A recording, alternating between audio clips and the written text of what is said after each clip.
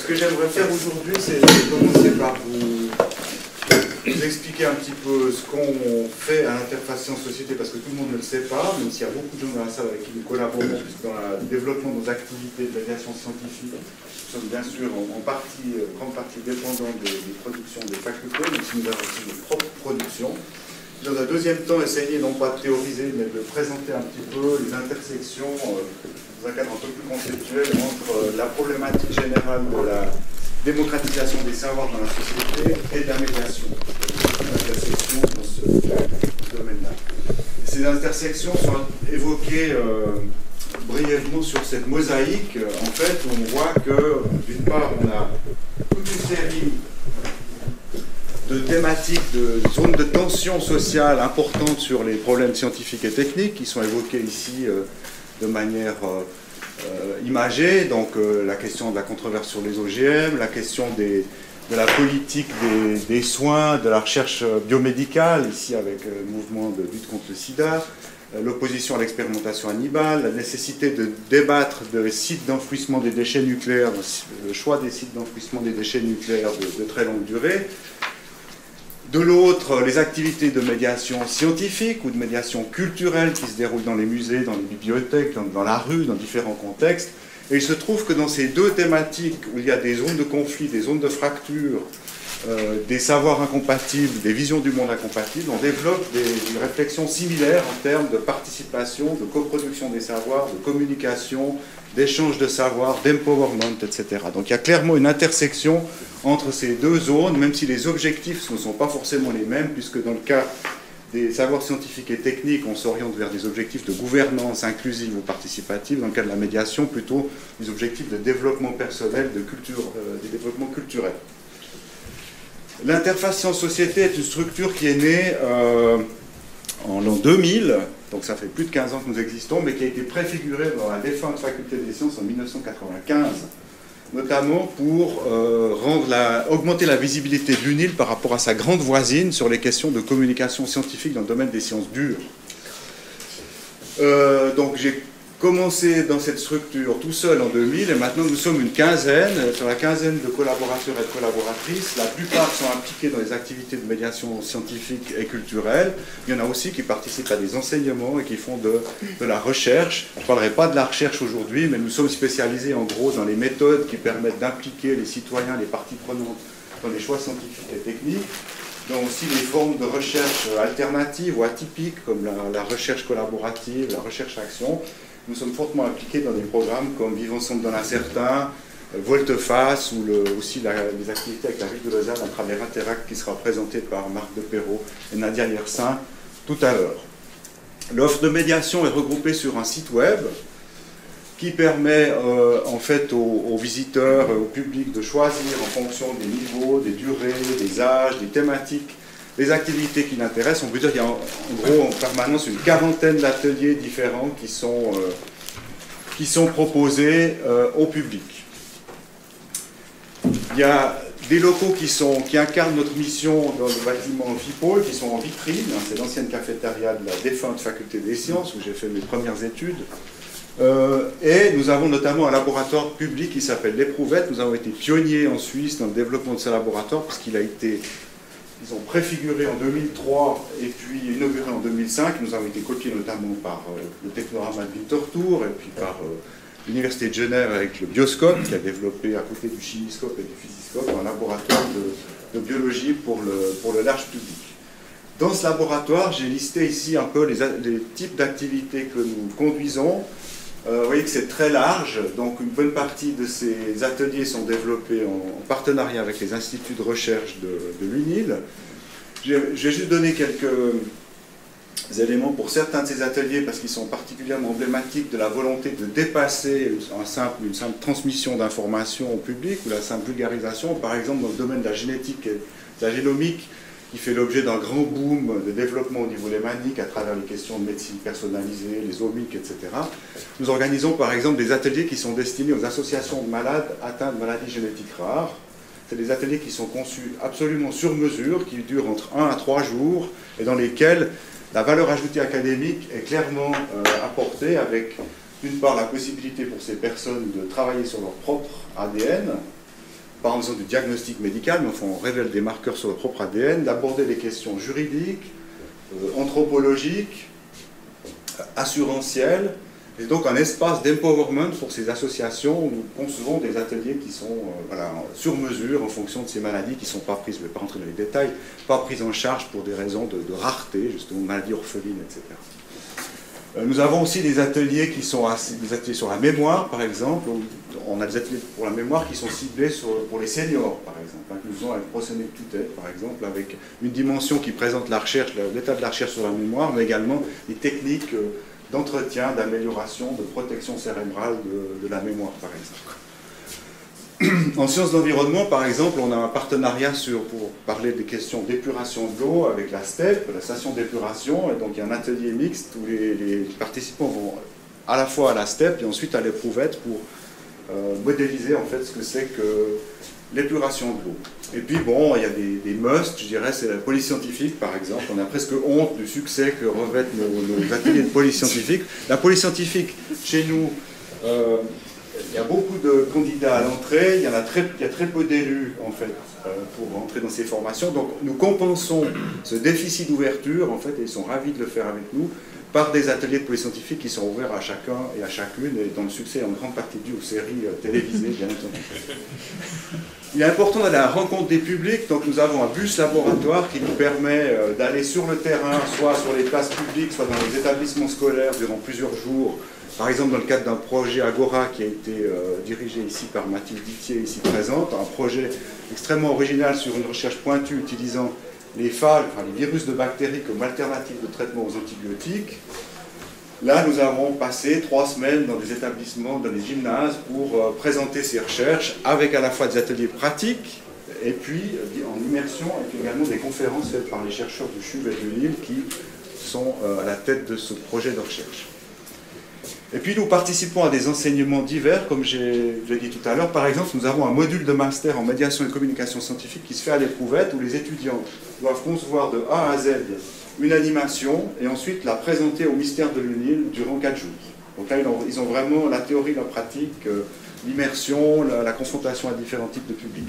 Ce qui est central pour nous, c'est qu'on n'est pas là pour présenter des contenus scientifiques et une merveille de la science, on est là pour provoquer une immersion dans des démarches de recherche afin de discuter des enjeux socio-économiques et éthiques de ces sciences et de ces techniques. Ça, c'est un objectif idéal. Alain Boye a souligné qu'il était difficile de réaliser ce qui était une véritable médiation, mais ne serait-ce que pour des questions de temps, parce qu'il est nécessaire de maîtriser un certain nombre de concepts avant de pouvoir commencer à discuter des enjeux de ces concepts. Donc il y a là une question de...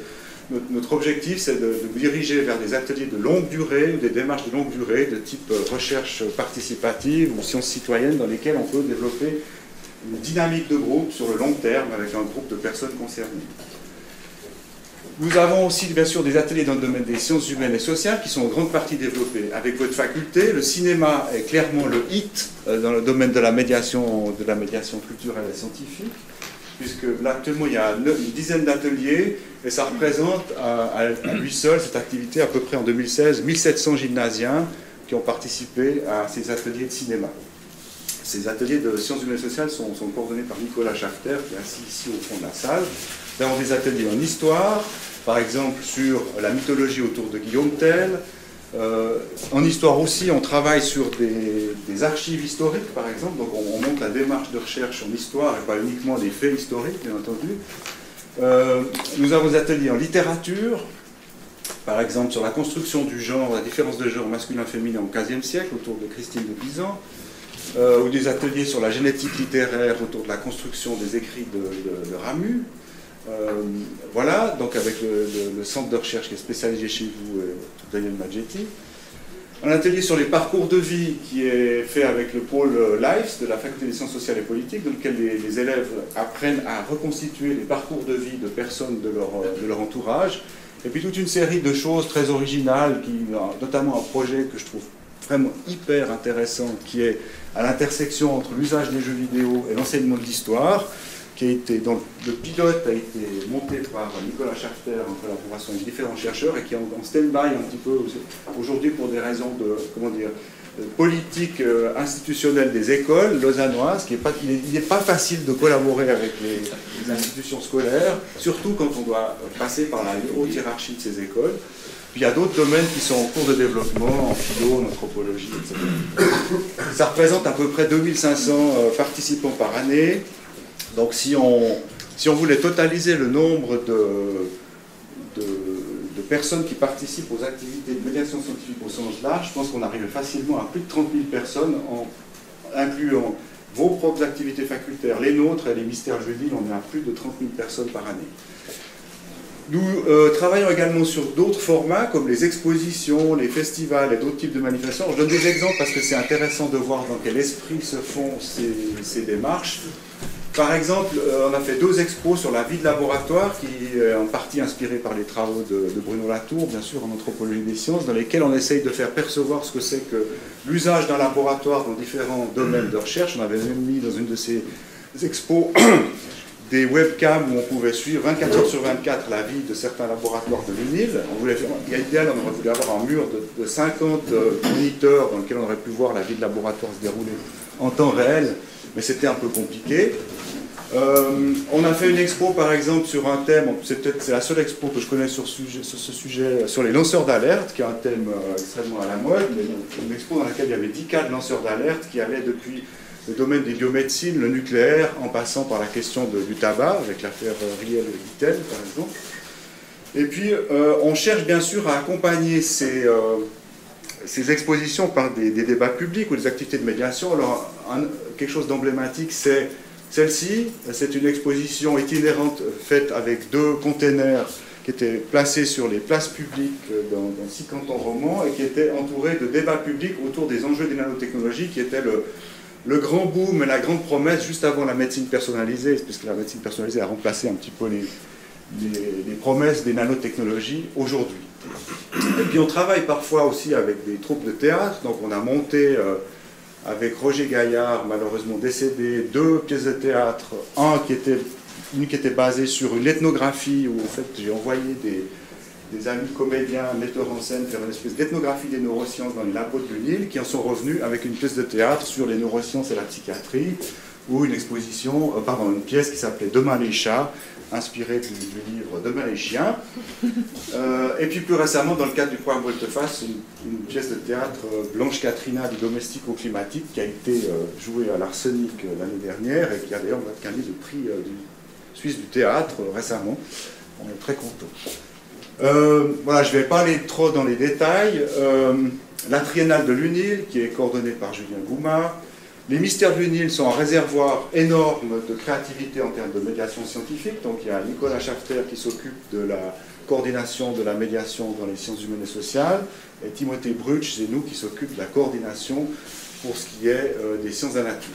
Et puis nous coordonnons, je ne vais pas rentrer dans les détails non plus, mais c'est important de savoir qu'il existe une fondation qui partage les mêmes objectifs que nous au niveau national, qui a extrêmement peu de moyens, c'est-à-dire indécemment peu de moyens pour fonctionner, qui est la Fondation Sciences et Cité, à laquelle nous avons proposé de créer un réseau qui comprend maintenant 37 institutions, musées et institutions de recherche dans les 6 cantons romans, et qui essaye de dynamiser ce réseau pour en faire des musées, des lieux de débat public sur les enjeux scientifiques et techniques contemporains. J'en viens maintenant à une partie un tout petit peu plus conceptuelle. Si l'on veut essayer de caractériser la médiation scientifique, alors je me base en particulier ici sur les travaux de Chaumier, on peut dire que le médiateur est notamment un intercesseur avec un au-delà inaccessible entre le sacré et le profane, le sacré de la production artistique, de la production culturelle, et l'usage profane de ses œuvres. Il y a aussi l'idée, bien sûr, dans la médiation, c'est vrai dans le domaine juridique, psychologique, de pouvoir résoudre des conflits entre des univers disjoints ou des blocages qui peuvent exister en relation avec des objets culturels pour différentes classes sociales, âges ou dans le cadre de démarches interculturelles.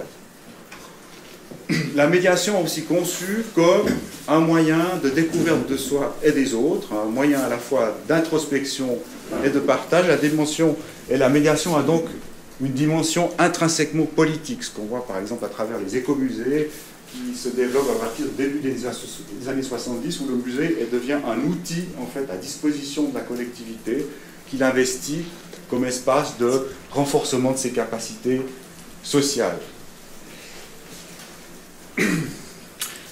Alors il y a bien sûr une tension, elle est particulièrement forte dans le contexte français, avec le développement à partir de l'éducation populaire jusqu'à la médiation culturelle aujourd'hui, une tension entre éducation et instruction. Éducation étant entendue ici comme éducation informelle, par rapport à l'instruction donnée par l'école ou l'instruction donnée par la famille, et donc une opposition entre faire apprécier les œuvres de la culture et faire apprendre les contenus culturels. Bien sûr que l'objectif n'est pas pour nous de faire un contrôle à la sortie des ateliers pour vérifier que les gens aient bien intégré les contenus scientifiques que nous leur avons transmis. Et bien sûr, entre les institutions, il existe un gradient dans cette tension où les musées sont peut-être traitent la chose de manière la plus conventionnelle avec une orientation très forte sur les contenus. C'est un peu moins vrai pour les bibliothèques et c'est encore moins vrai pour les théâtres, par exemple. Donc, suivant le type d'institution, pour des raisons historiques, et ça varie bien sûr suivant les pays, cette tension entre éducation et instruction est variable.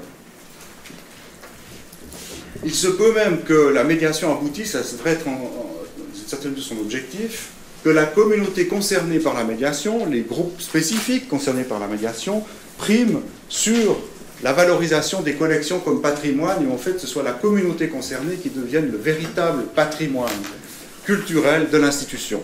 C'est l'objectif qu'on devrait viser. Tout ceci est bien sûr très lié aux travaux des sciences sociales qui découvrent, surtout à partir des années 70, avec les travaux de Bourdieu en particulier, sur les capitaux culturels, les diverses formes de capitaux, les travaux de Certeau, par exemple, sur le bricolage, sur les usages. Et donc les musées vont intégrer progressivement cette hétérogénéité et essayer de trouver des moyens de la traiter, de la mettre en forme et d'accueillir ces différents publics pour résoudre cette forme de barrière ou de blocage que j'évoquais tout à l'heure. Et ça se traduit également dans des transformations de type muséographique. Par exemple, le primat du discours subjectif sur la mise en évidence des collections, c'est-à-dire on va formuler un concept très personnel dans le cadre d'une exposition, sur la manière d'écrire le texte de l'exposition.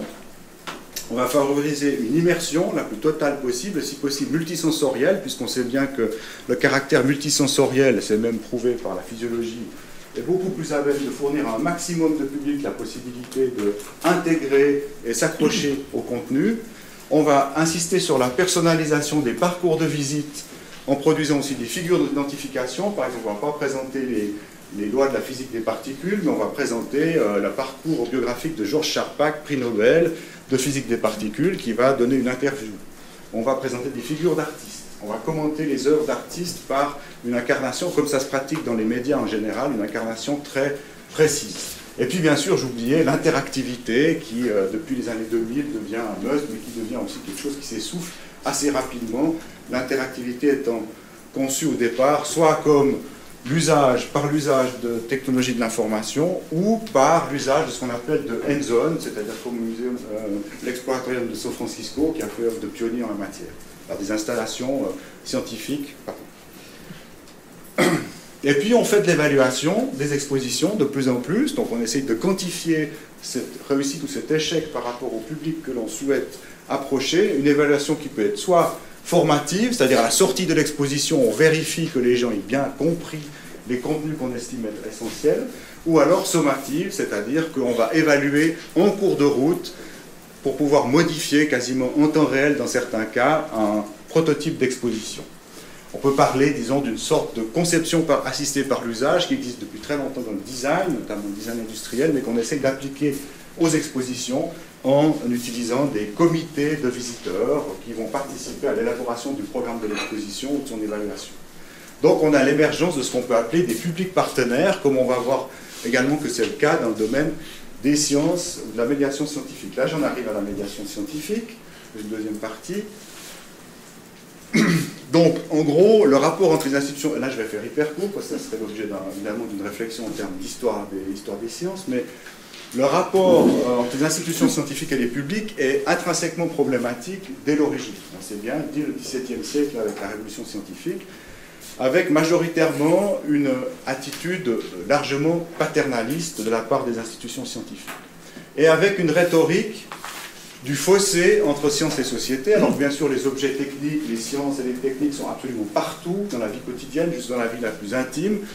Reste un certain nombre de tropes rhétoriques qui sont réactivées régulièrement par les acteurs de la production scientifique, notamment la rhétorique du fossé, c'est-à-dire un combat, et c'est le cas en particulier chez nos chers amis français, qui sont particulièrement gravement atteints par ce syndrome rationaliste, un combat contre l'irrationnel, c'est-à-dire que la science doit servir à combattre, suivant les cas, la psychanalyse, les médecines parallèles, le principe de précaution. Pensez à l'appel de Heidelberg à l'occasion du sommet de Rio, une flopée de prix Nobel ont protesté contre l'émergence d'une écologie crypto-fasciste, enfin je caricature à peine. Donc, une union sacrée entre la communauté scientifique et les pouvoirs publics contre un ennemi commun. Et avec l'effet de la post-vérité, je peux vous dire que ça ne va pas s'arranger. Une mesure régulière, alors il faut faire des enquêtes pour mesurer le niveau d'illettrisme scientifique de la population, puisqu'il faut pouvoir quantifier cette histoire-là. Ça se fait très concrètement via les eurobaromètres. Malheureusement, l'eurobaromètre Sciences et Technologies, désormais, c'est notre collègue Fabienne Crétin-Von qui le réalisait, ne fait plus partie des pays qui réalisent ces eurobaromètres Sciences et Techniques, pour l'instant. Et donc là, il s'agit de combattre cet illettrisme. Pourquoi? Pour favoriser la diffusion des innovations, ce qu'on appelle le technology push. Il faut inciter les gens à adopter les innovations. Le problème, c'est qu'on a, comme on dit souvent entre nous, affaire de plus en plus à un phénomène d'innovation sans progrès. Donc évidemment, on doit questionner ce que c'est que cette innovation. Et puis un effort d'information qui doit produire de l'acceptabilité ou de l'acceptance, ce qui bien sûr est considéré comme étant la mission de beaucoup de structures de médiation et de communication scientifique, ou plus généralement la mission des sciences humaines et sociales qui sont censées produire de l'acceptabilité.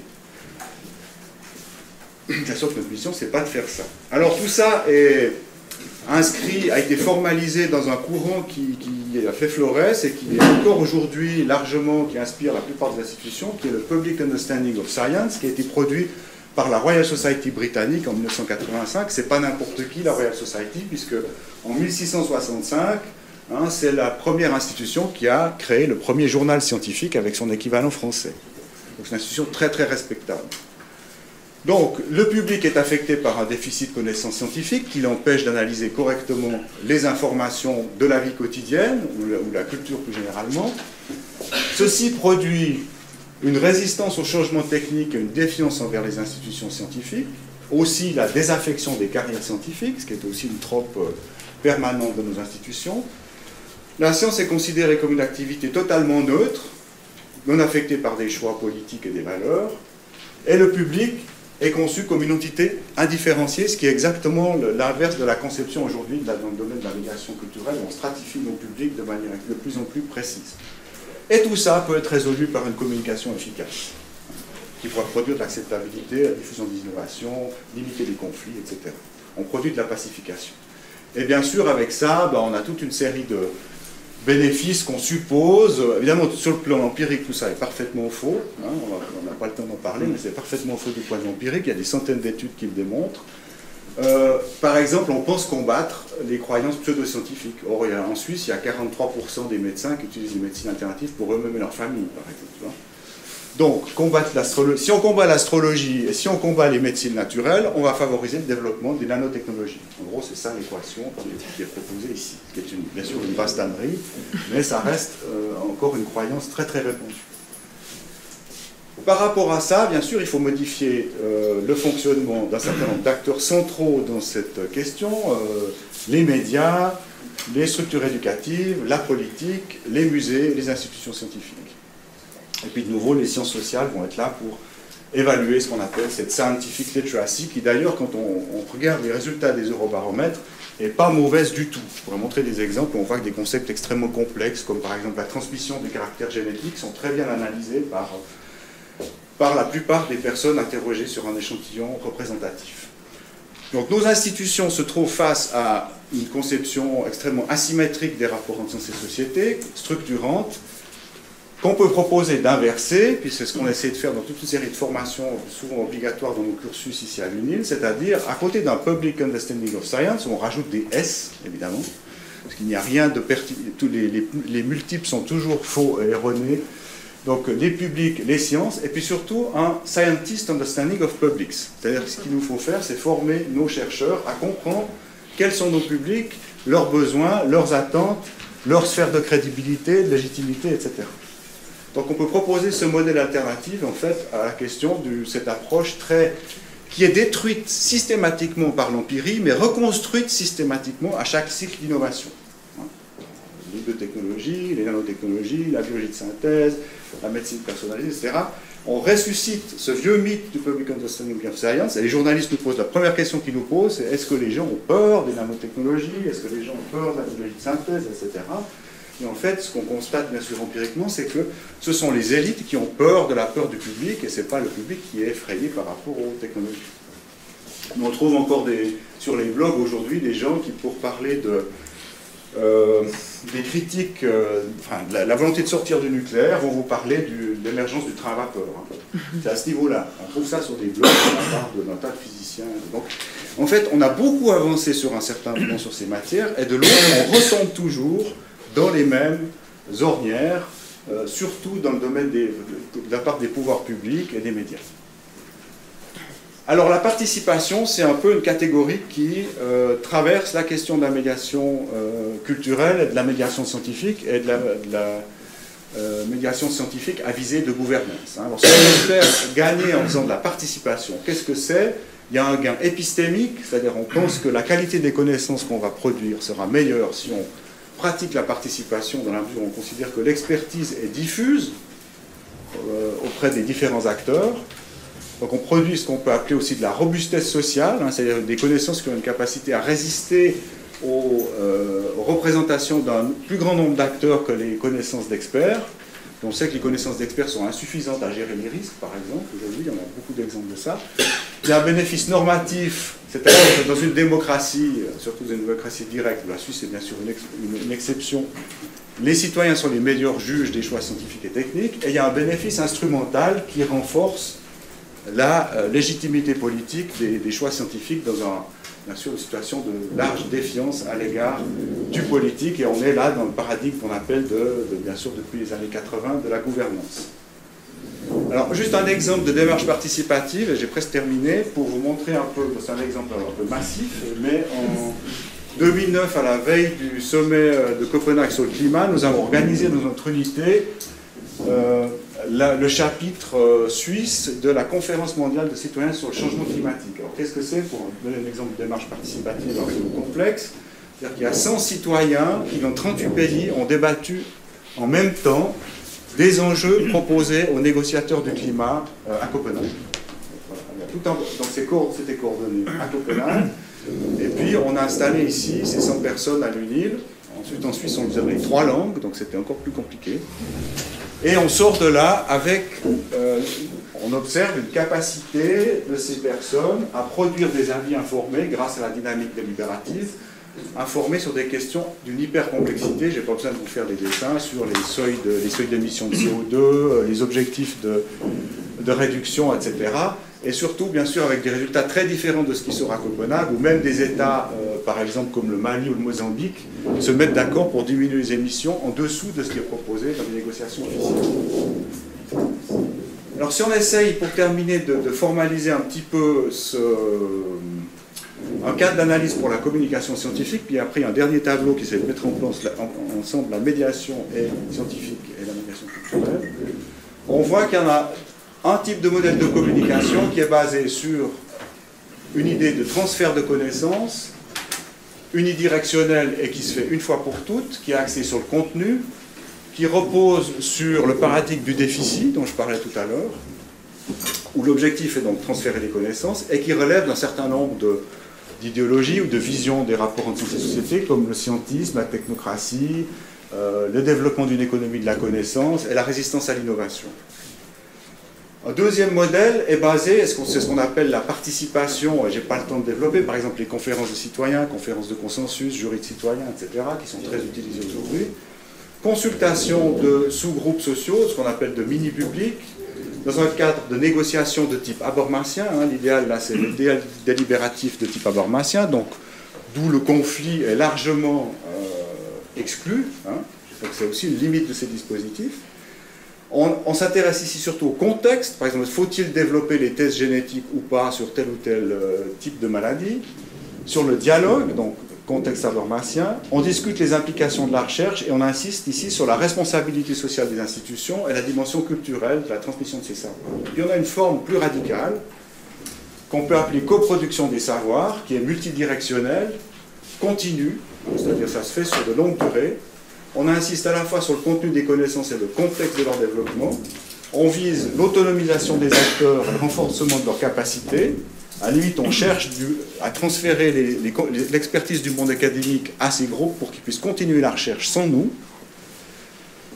Et puis, on définit collectivement l'agenda et les buts de la recherche. Et on parle, suivant les auteurs, pour cela, de sciences civiques, de démocratie technique ou de justice cognitive dans le cadre des rapports Nord-Sud. Ce qui est important, c'est de ne pas penser, bien sûr, qu'il existe une forme d'exclusive entre ces différents régimes. Les trois sont légitimes, les trois peuvent être utilisés dans des phases différentes d'un projet. Donc il n'y a pas du tout une idée d'une espèce d'évolutionnisme un peu bébête à se dire, bon, il faut que tout le monde fasse de la coproduction, et puis il faut qu'il y ait des citoyens qui participent aux recherches en physique des particules, en astrophysique. Ça n'aura absolument aucun sens. Si maintenant on essaye de mettre en parallèle les approches de la démocratie technique qui concernent plutôt la gouvernance des sciences et des techniques, et de l'autre, ce qu'on peut appeler la démocratie culturelle, inspirée de l'éducation populaire ancienne, on peut faire un certain... J'essaie de faire des parallèles. Alors ça vaut ce que ça vaut, que ça demanderait à être un peu travaillé. Mais en gros, on a d'un côté ce qu'on appelle avec Calon, le modèle standard ou de l'instruction publique, c'est l'école, à l'ancienne, là. Je parle, vous m'écoutez, le Public Understanding of Science, qui correspond à la médiation classique, qui serait la visite commentée de tableaux. Ça serait la médiation classique. Donc, très asymétrique, avec un certain nombre de contenus à transmettre. Ensuite, on a ce qu'on peut appeler le modèle du débat public, participatif ou procédural. Procédural parce qu'il insiste sur le dispositif garantissant la délibération, de type habermasienne, encore une fois. Et là, on peut parler de médiation participative. Par exemple, on va proposer, alors ça serait les jurys citoyens, conférences de consensus, focus group. Et ici, on aurait la médiation participative, par exemple, où on va inclure des groupes de visiteurs potentiels pour tester des prototypes d'exposition. Ensuite, on a quelque chose de très important qui concerne le big data dont a parlé notre doyen tout à l'heure, ce qu'on appelle les sciences citoyennes qui sont très à la mode et qui sont souvent mal comprises, ou le crowdsourcing. Et là, on peut parler de médiation contributive. C'est-à-dire qu'on va donner la possibilité, très souvent grâce à Internet, mais pas exclusivement, à des groupes de personnes intéressées par la biodiversité, par la Deuxième Guerre mondiale, par l'analyse des pollutions urbaines, les déplacements dans les villes, la possibilité de contribuer à la production d'informations et de données qui vont être acquises et faire l'objet d'une curation de la part de chercheurs experts. Donc, c'est l'idée que là, on donne la possibilité aux participants non seulement d'acquérir des contenus, mais de produire des contenus. Alors il y a des centaines de projets dans le monde en cours de type sciences citoyennes. Il ne faut pas oublier que les projets de sciences citoyennes qui plaisent beaucoup à ceux qui voudraient produire de l'acceptabilité, c'est que les objectifs des projets de sciences citoyennes sont en général fixés par les chercheurs et les experts, et jamais par les contributeurs. Ça c'est très important. Et puis là, encore une fois, un dernier modèle, coproduction des connaissances, recherche-action, recherche collaborative, qui correspond à un type de médiation collaborative qui est un peu plus rare, où par exemple on va associer, comme on le ferait autour d'un écomusée, les habitants d'un village à des fouilles archéologiques qui concernent leur patrimoine personnel. Donc on va fabriquer des archéologues sur le site de production de la médiation culturelle avec eux, où on va concevoir de A à Z une exposition avec des visiteurs ou des habitants. Voilà. J'ai dépassé mon temps. Bon, la conclusion, en gros, je ne vais pas la répéter, mais disons que c'est ma conviction depuis extrêmement longtemps que nos institutions doivent mettre l'accent sur le développement de quelque chose qui s'appelle maintenant, il y a des réseaux internationaux qui se développent au niveau mondial maintenant, sur la troisième mission des universités, Et je soulignerai que cette troisième mission des universités va au-delà de la médiation, au sens où je l'ai présentée ici. En tout cas, elle va jusqu'à la médiation, la dernière forme que j'évoquais tout à l'heure, qui vise en fait à produire, comme on va le voir tout à l'heure avec Interact, des partenariats entre société civile et institutions de recherche. Ça peut aller jusqu'à la co-gouvernance des institutions de recherche, ça représente bien sûr du problème. Ça concerne la vie étudiante, ça concerne la recherche orientée par la demande sociale, etc., etc. Donc une nouvelle vision de l'université qui, à mon avis, doit lui permettre sur le long terme de survivre à un certain nombre de pressions, d'attaques, de dévoiements qui sont déjà visibles, y compris ici dans notre pays avec certains partis populistes, de, en fait, accuser l'université de ne pas remplir sa mission de développement économique, par exemple. Donc, la création d'un nouveau contrat social, de nouvelles alliances entre la société civile et l'université est pour moi une question de survie à long terme, et pas uniquement une question de supplément d'âme que l'on concéderait à la société.